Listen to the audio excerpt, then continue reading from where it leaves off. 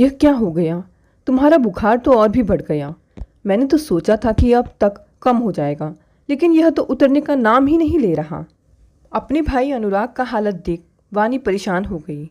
ठीक हो जाऊंगा, टेंशन लेने की कोई ज़रूरत नहीं है, अनुराग ने धीरे से बोलकर समझाया। लेकिन देखी नहीं जा रही है तेरी हालत, मुरझाया हुआ चेहरा, एकदम कमज़ोर शरीर। मालूम है, विधि भाभी का जाना तुझे सहन नहीं हो रहा है। खुद ही तो कांड किया है, बिना किसी को पूछे, बिना बताए तलाक ले लिया। पूरे 5 साल तुम दोनों साथ रहे, क्या हुआ जो माता पिता नहीं बन पाए? 2 बार एबॉर्शन हुआ था उसका। किसी बच्चे को गोद न लेने का भी निर्णय तुम्हारा ही था। माँ पापा थे तब तक सब ठीक था, थोड़ी बहुत नोक झोंक होती थी, पर उनके जाते ही न जाने क्या हो गया घर को। मैं समझती नहीं क्या कि उसके साथ बोलने बतियाने वाला कोई नहीं रह गया। तू तो वैसे भी कम बोलता है।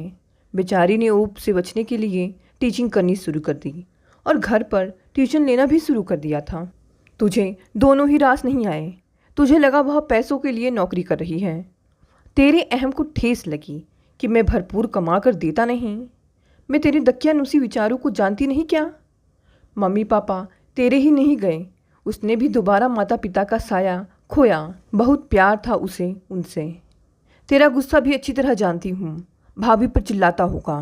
अकेली पढ़ी लिखी सोशल संयुक्त परिवार की लड़की करती भी क्या? किसी से उसका मिलना जुलना तुझे पसंद नहीं आ रहा था, ना ही किसी का आना जाना। अब जब वह चली गई तब भी चैन नहीं आ रहा। देखो बीमार हो गया, उसका भी जाने क्या हाल होगा। बस करो दीदी, सिर बहुत दुख रहा है। ऐसा कुछ भी नहीं, मुझे क्या परेशानी।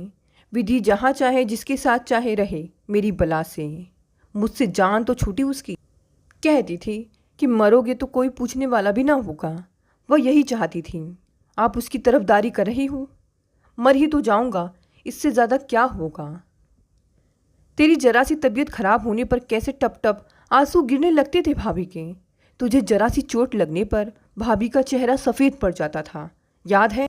माँ के ऑपरेशन के समय भी कितना रोई थी, बेहोश भी हो गई थी। फिर तो उनके पास ही चिपकी बैठी रही। उनका वह सारा काम किया जो हम भी मुश्किल से कर पाते। उसने बिना नाक भौं सिकोड़े अपने पन से किया। ऐसे कैसे छोड़कर सारे रिश्ते तोड़कर चली गई? कोई तो नंबर दे ताकि उससे बात कर सकूं। ऐसे कैसे नंबर ब्लॉक कर दिया? उसकी बेस्ट फ्रेंड मानसी से तू भी बात करता था, उसका तो नंबर होगा, दे। वानी खुद ही उसके मोबाइल में विधि का नंबर ढूंढने लगी। अब कोई फ़ायदा नहीं दी। उसी ने बताया कि रोहित से शादी कर वह विदेश चली गई। उसकी आंखें ढपी जा रही थीं। 2 साल ही तो बड़ी थी वीणा। उसकी शादी के 5 साल बाद अनुराग की शादी हुई थी। विधि घर में रच बस गई। सब बेहद खुश थे। अचानक एक दिन माँ को हार्ट अटैक हुआ। इतना तीव्र था कि वह चल बसी। पहले माँ गई, फिर पापा। शुगर के मरीज थे। हम दोनों का बचपन इसी घर में बीता। पुराने प्यार करने वाले सब लोग चले गए। अनुराग यादों के साथ अकेला रह गया। विधि भाभी और अनुराग का स्वभाव एक दूसरे से विपरीत था। अनुराग धीर गंभीर और विधि भाभी चुलबुली। एक दूसरे को पूरा समझने में वक्त तो लगता ही है, पर अवसाद भरे अनुराग के मन ने उसे मौका ना दिया। जहाँ अनुराग अंतर्मुखी था, वहीं विधि भाभी मस्त मौला और सबसे मिलने जुलने वाली। माँ पापा के निर्देश पर घर का सारा काम निपटा कर थोड़ी देर घर को बाहर चली जाती, कुछ बाहर के काम भी कराती। उसने आसपास के सभी लोगों से दोस्ती कर ली थी। कभी उनके घर चली जाती तो कभी उनको बुला लेती। रिटायर्ड माँ पापा उसे बेटी जैसी मानते।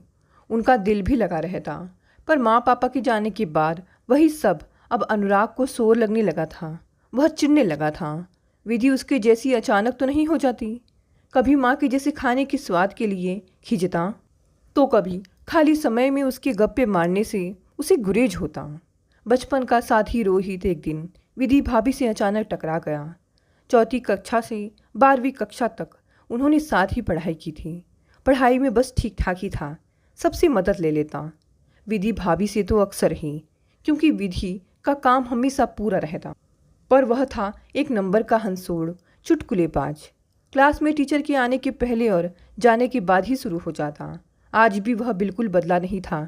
चेहरे पर वही शरारत, वही डील डॉल। बस 1 फुट लंबा अवश्य हो गया था। फ्रेंच कट दाढ़ी भी रख ली थी। विधि को पहचानने में 1 सेकंड ही लगा होगा।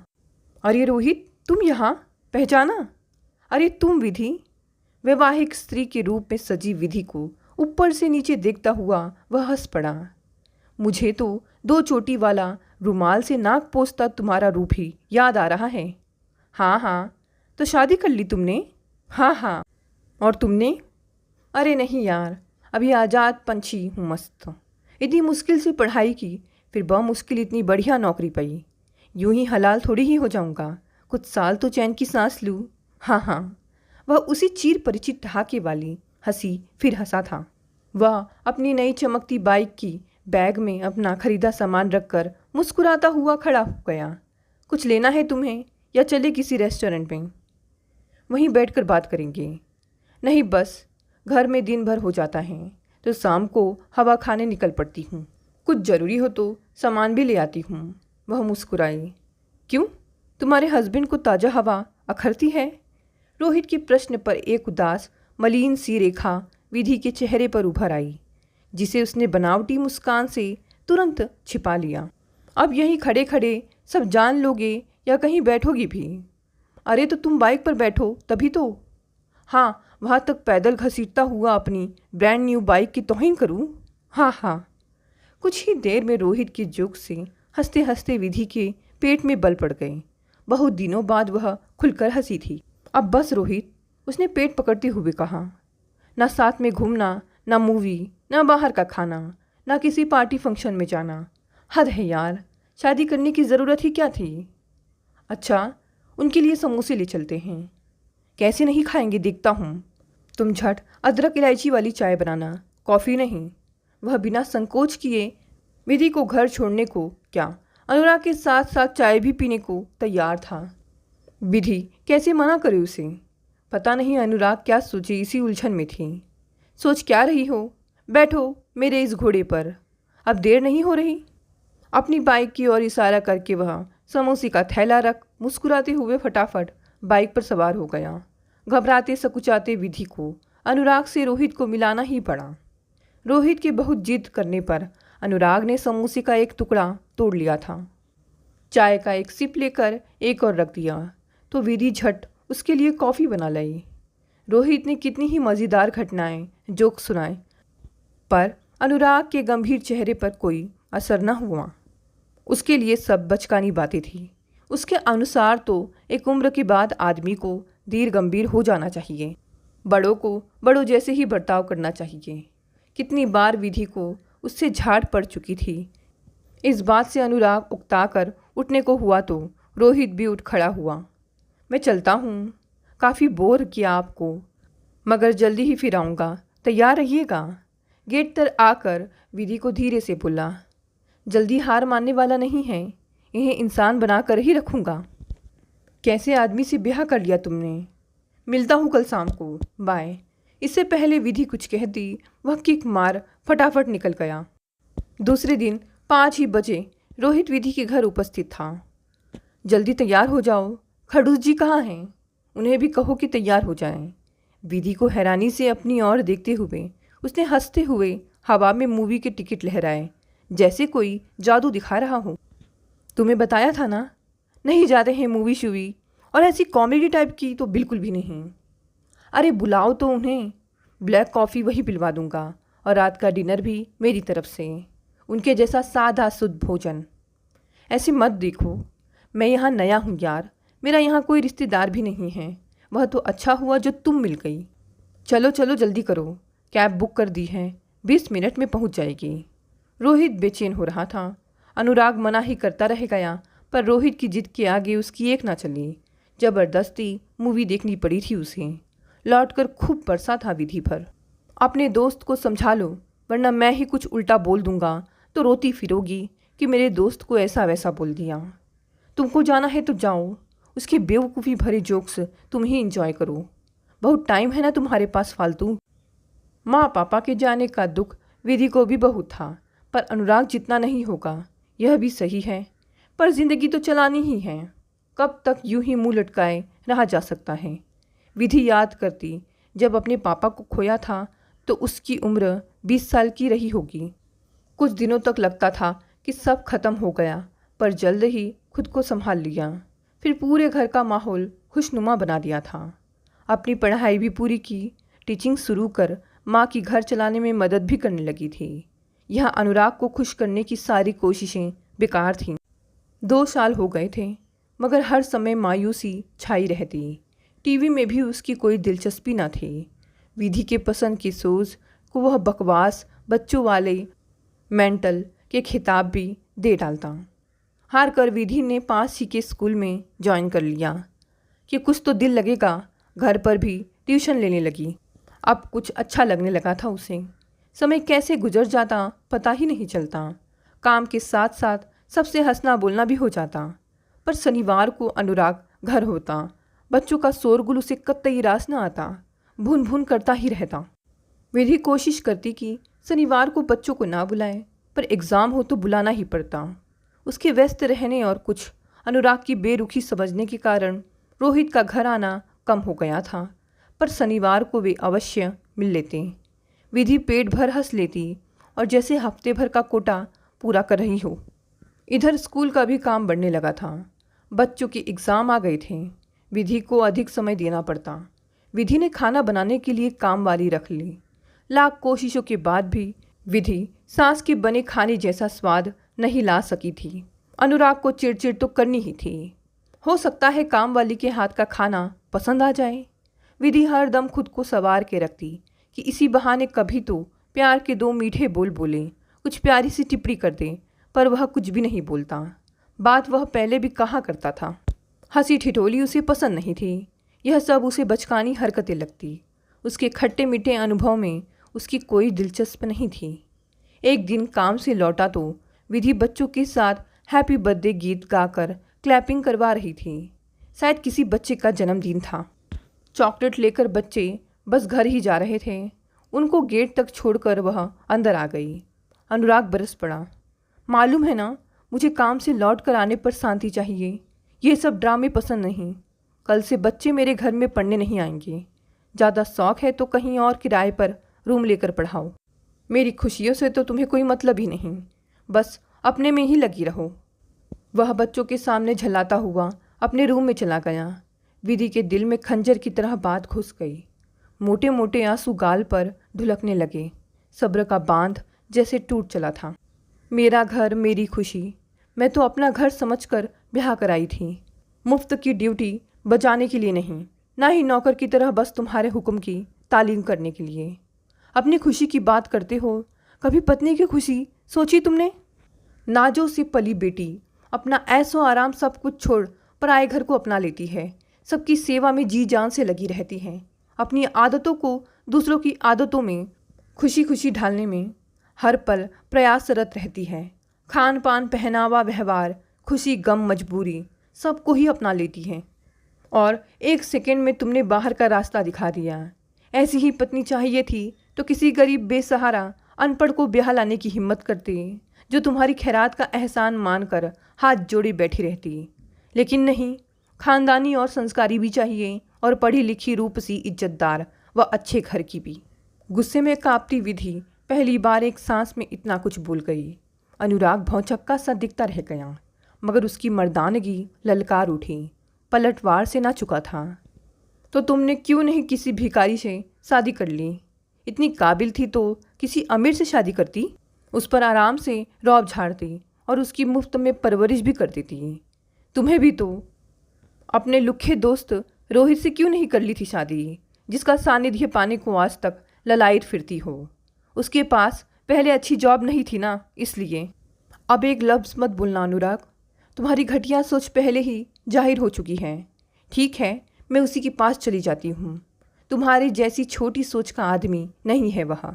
बहुत खुश रहूँगी। उसने गुस्से में रोहित को फ़ोन मिला दी थी। काम से लौटा तो रोहित विधि के किए वादे के अनुसार सीधा वहीं आया था। विधि को लाख समझाने की कोशिश की, पर उसने एक ना सुनी। अनुराग से अनुनय विनय की, पर वह भी टस से मस ना हुआ। अच्छा रुको, आंटी का नंबर दो, उनसे बात करता हूँ, फिर उनके पास पहुँच जाना। टिकट बुक कर देता हूँ, धीरज रखूँ। रोहित ने समझाया। नहीं, कुछ हो जाएगा उन्हें। सह नहीं पाऊंगी। विधि की आंखों से लगातार आंसू बहे जा रहे थे। कुछ नहीं होगा, मैं बोलूँगा, कुछ दिन के लिए मन बदलने जा रही हो, धीरे धीरे सब ठीक हो जाएगा, दोनों का गुस्सा भी शांत हो जाएगा। उसने त्योरियाँ चढ़ाए बैठे अनुराग की ओर देखा तो वहाँ से उठकर वह दूसरे कमरे में जा लेटा। जाओ विधि, तुम भी आराम कर लो, अच्छे से सोच लो, पहले ठंडा पानी पियो, मुझे भी पिलाओ। मैं बस की टिकट का इंतज़ाम करके कल मिलता हूँ तुमसे, ठीक है, प्रॉमिस। रोहित ने उसके हाथ पर हाथ रख दिया था। विधि जानती थी वह झूठा प्रॉमिस कभी नहीं करता। विधि को अच्छी तरह समझा बुझाकर रोहित निकला ही था कि रास्ते में तेज आती ट्रक से इतनी ज़बरदस्त टक्कर हुई कि वह उड़ता हुआ दूर जा गिरा। सिर पर गहरी चोट लगी थी, पैर में भी फ्रैक्चर महसूस हुआ। मोबाइल सड़क पर टुकड़ों में पड़ा था। अच्छा हुआ एक पाप करने से बच गया। पीड़ा में भी राहत की मुस्कान उसके खून रिसे होठों पर आ गई। फिर पूरे होश गुम हो गए। लोगों और पुलिस ने उसे अस्पताल पहुंचाया। तब तक वह कोमा में जा चुका था। दूसरे दिन भी न रोहित आया न उसका फ़ोन। तो अनुराग ने मजाक बनाना शुरू कर दिया। इसी दोस्त का गुणगान कर रही थी। भाग गया पतली गली से। वह व्यंग से हंसा था। वह करे या कोई और, तुमको क्या? कहीं इसी डर से तो तलाक नहीं दे रहे? सारा किस्सा ही ख़त्म हो जाता। कौन डरता है? कल चलो, ठीक है, मुकर मत जाना। विधि रोश में आश्वस्त होना चाहती थी और सच में बात कहाँ से कहाँ पहुँच गई। अदालत में अर्जी, फिर तलाक के बाद विधि हिम्मत करके मायके पहुँची तो माँ सदमे में थी। पर विधि ने उन्हें संभाल लिया, लेकिन खुद को ना संभाल सकी। महीने में ही दोनों का तलाक हो गया था। पर शरीर कमज़ोर होता ही जा रहा था उसका। उधर अनुराग भी ईगो में भरकर तलाक लेने के बाद अब पछता रहा था। हर वक्त उसका दिल कचोटता रहता। उसे सब याद आता कि कितने दिलो जान से विधि ने मेरे बूढ़े बीमार माँ बाप की तीमारदारी की थी। इतना तो वह भी नहीं कर सका था। सभी का बातों से दिल जीत लेती। सभी उससे पूछते क्यों चली गई विधि, पर उसे कोई जवाब देते ना बनता। सबने आना कम कर दिया। सूना सा घर हो गया। वही अनुराग जो जरा से शोर पर चिल्ला उठता, वहीं आज एक आवाज़ को तरसता। पछतावे में खाट पकड़ ली थी उसने। दिल कोसता हर वक्त। पर अब पछताए होत क्या जब चिड़िया चुग गई खेत। अब तो कोई पानी पूछने वाला भी नहीं था। अगर वानी दी को किसी ने खबर ना दी होती तो यूं ही दम तोड़ देता। मानसी का नंबर तो मिला, पर वह दिल्ली में थी। उसने सीधे कहा, अब क्या फ़ायदा, उनका डिवोर्स भी हो गया है। उस समय तो कोई आया भी नहीं। अनुराग ने तो उसकी ज़िंदगी ही तबाह कर दी थी। उसकी मम्मी भी उसके गम में चल बसी। अब तो अपने पति रोहित के साथ विदेश में वह बहुत खुश है। आप लोग उसकी फ़िक्र ना करें तो बेहतर होगा। ऐसा नहीं हो सकता मानसी, डिवोर्स हो गया और क्या नहीं हो सकता। वही तो मैं हैरान हूँ। मुझे मालूम है कि वह बहुत प्यार करती थी अनुराग से, इस घर में हम सब से। मेरी भाभी ही नहीं, मेरी सहेली भी थी। यकीन नहीं होता कि उसने बिना कुछ बताए डिवोर्स भी ले लिया और दूसरी शादी भी कर ली। दिल नहीं मानता। कह दो मानसी, यह झूठ है। मैं पति के साथ साल भर के लिए न्यूजीलैंड क्या गई, इतना कुछ हो गया। तुम उसका नंबर तो दो, मैं उससे पूछूंगी, तभी विश्वास होगा। प्लीज़ मानसी, वानी ने रिक्वेस्ट की। नहीं, उसने किसी को भी नंबर देने के लिए मना किया है। क्या करेंगी दी? विधि बस हड्डियों का ढांचा बनकर रह गई है। उसकी हालत देखी नहीं जाती। उसी ने कोई उसके बारे में पूछे तो यही सब कहने के लिए कहा था। मानसी फूट फूट कर रो पड़ी। हार कर दे ही दिया विधि का नया नंबर मानसी ने। यह तो इंडिया का ही है। वानी आश्चर्यचकित थी। दीदी, ना वह विदेश गई, ना ही रोहित से शादी हुई है उसकी। रोहित तो मेरी बुआ जी का लड़का है। 4 महीने कोमा में पड़ा था। भयानक दुर्घटना की चपेट में आ गया था। कुछ दिनों बाद पता चला था बच ही गया। होश आने पर भी बहुत सारी प्रॉब्लम थी उसे। दिल्ली लेकर आई थी बुआ जी। एम्स में इलाज के लिए 1 महीने पहले ही तो प्रयाग लौटा है। वहीं विधि का हालचाल देता रहता है। वानी ने फटाफट नंबर डायल किया। हेलो। वही प्यारी पर आज बेजान सी आवाज़ विधि की ही थी। विधि, मैं तुम्हारी वानी दी। एक पल में पराया बना दिया। किसी को कुछ बताया क्यों नहीं? यह क्या कर डाला तुम दोनों ने? दोनों पागल हो? उधर में बस सिसकी की आवाज़ आती रही। मैं जानती हूँ तुम दोनों को जो हाल तुम्हारा है वही अनुराग का है। दोनों ने ही खाट पकड़ ली है। इतना प्यार पर इतना ईगो। उसने गलत तो बहुत किया। सारे अपनों के जाने के बाद वह बावला सा हो गया था। उसी बावलेपन में तुम्हें भी खो बैठा। अपने किए पर बहुत शर्मिंदगी महसूस कर रहा है। पश्चाताप में बस खुला ही जा रहा है। आज भी बहुत प्यार करता है तुमसे। तुम्हें खोने के बाद उसे अपनी ज़िंदगी में तुम्हारे दर्जे का एहसास हुआ। विधि की सिसकी फिर उभरी। ऐसे तो दोनों ही जीवित नहीं बचोगे। ऐसे डिवोर्स का क्या फ़ायदा। तुमने तो पूरी कोशिश की छिपाने की, पर मानसी ने सब सच बता दिया। लौट आओ विधि, मैं आ रही हूँ। कान उमेट कर लाऊंगी इसे। पहले माफ़ी मांगेगा तुमसे। अब कभी जो इसने तुम्हारा दिल दुखाया, तुम्हें रुलाया तो मेरा मरा। पलंग से उठकर जाने कैसे अनुराग ने हाथ से वानी को आगे बोलने से रोक लिया। दी, ऐसा फिर कभी मत बोलना। दोनों कान पकड़ अपने फिर। वानी ने प्यार भरी फटकार लगाई। एक लड़की जो सारे घर में सामंजस्य बिठा लेती है, सबको अपना बना लेती है, तो उसके साथ एडजस्ट नहीं कर पा रहा था। कुछ तेरी पसंद, आदतें हैं, संस्कार है माना, तो कुछ उसके भी होंगे। नहीं क्या? क्या एडजस्ट करने का सारा ठेका उसी ने ही ले रखा है? मैं ऐसी ही थी क्या पहले? कुछ बदली ना खुद पति के लिए। पति ने भी मेरे लिए अपने को काफ़ी चेंज किया, तभी हम आज अच्छे कपल हैं। तुझे भी तो कुछ त्याग करना पड़ेगा, बदलना पड़ेगा उसके लिए। अब करेगा? बदल सकेगा खुद को उसके लिए? हाँ दी, अब जैसा कहोगी वैसा करूँगा। वानी उसके चेहरे पर उभर आई। आशा की किरण स्पष्ट दिख पा रही थी। ले बात कर, माफ़ी मांग पहले उससे। वानी जानबूझकर दूसरे कमरे में चली गई। किस मुंह से कहूँ विधि, मैं तुम्हारा गुनाहगार हूँ, मुझे माफ़ कर दो। मैंने तुम्हारे साथ बहुत गलत किया है। शादी के बाद से ही तुम घर की जिम्मेदारियाँ ही संभालती रही। हनीमून क्या, कहीं और भी तो नहीं ले गया कभी घुमाने? अपनी ही इच्छाएं थोपता रहा तुम पर। अपने पिता का शौक तुमने कितने दिन मनाया था? हंसने ही तो लगी थी हमारे लिए, और मैं अपने गम अपने खुद के उसूलों में ही डूबा रहा। तुम्हारे साथ 2 कदम भी ना चल सका। बच्चा गोद लेना चाहती थी तुम, पर मैंने सिरे से बात खारिज कर दी। तुमने ट्यूशन पढ़ाना चाहा, पर वह भी मुझे सख्त नागवार गुजरा। सख्ती से मना कर दिया। तुम्हारे दोस्त के लिए बुरा भला कहा, तुम पर कीचड़ उछाला। कितना गिर गया था मैं। सब गलत किया, बहुत गलत किया मैंने। तुम क्या कोई भी नहीं सहन करता? कुछ बोलोगी नहीं तुम? मैं जानता हूँ मुझे माफ़ करना आसान ना होगा। बहुत जाति की है तुम्हारे साथ। मुझे कस के झिड़को, डांटो ना। कुछ बोलोगी नहीं तो मैं आ जाऊँगा विधि। पहले सिसकी उभरी, फिर फूट फूट कर विधि के रुदन का स्वर अनुराग को अंदर तक तोड़ गया। मैं आ रहा हूँ तुम्हारे पास। मुझे जी भर के मार लेना, पर मेरी ज़िंदगी तुम हो। उसे लौटा दो विधि। मैं दी को देता हूँ फ़ोन। चुप हो जा विधि अब। बस बहुत रो चुके तुम दोनों। मैं दोनों की हालत समझ रही हूँ। तुम आने की तैयारी करना। कुछ दिनों में तुम्हारे अनुराग को फिट करके लाती हूँ। सिसकियाँ आनी बंद हो गई थी। वह मुस्कुरा उठी। कुछ बोलोगी नहीं विधि? जी। महीन स्वर उभरा था। जल्दी सेहत सुधार लो अपनी। हम आ रहे हैं फिर से ब्याह करके तुम्हें वापस ले जाने के लिए। तैयार रहना। इस बार दिवाली साथ में मनाएंगे। तुम्हारे जीजू पहले जैसे तैयार मिलेंगे। तुम लोगों का बचकाना कांड सुनकर बहुत मायूस थे। मैं अभी उन्हें खुशखबरी सुनाती हूँ। एक बार अपनी इस वानी दी का विश्वास करो। तुम्हारा घर तुम्हारा ही प्रतीक्षा कर रहा है। बस अपने घर लौट आओ विधि। ठीक है दी, जैसी आप सबकी मर्जी। विधि की आवाज़ में जैसे जान आ गई थी। वानी ने सही ही महसूस किया था। जल्दी तबीयत ठीक कर ले, फिर चलते हैं एक नए संगम के लिए।